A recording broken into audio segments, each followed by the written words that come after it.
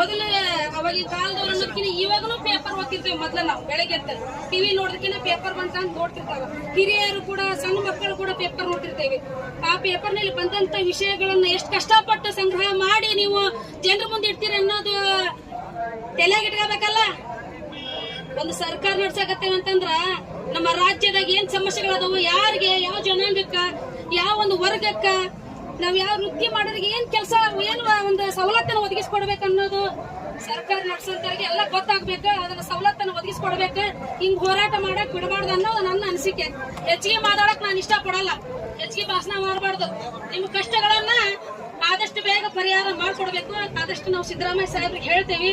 ಸಿದ್ದರಾಮಯ್ಯ ಸಾಹೇಬ್ರ ಗಮನಕ್ಕೆ ಬಂದಿಲ್ಲ ಅನ್ಸತಿ, ಯಾರ ಸಚಿವರು ಯಾರು ಬಂದಿದ್ರ ಆದಷ್ಟು ಬೇಗ ಸಂಬಂಧಪಟ್ಟಂತ ಸಚಿವರು ಯಾರಾದ್ರೂ ಬಂದು ಇಲ್ಲಿ ಭೇಟಿ ಕೊಡ್ರಿ. ಇಷ್ಟು ಹೋರಾಟ ಮಾಡಕ್ ಅವಕಾಶ ಮಾಡಿಕೊಡ್ಬೇಡ್ರಿ.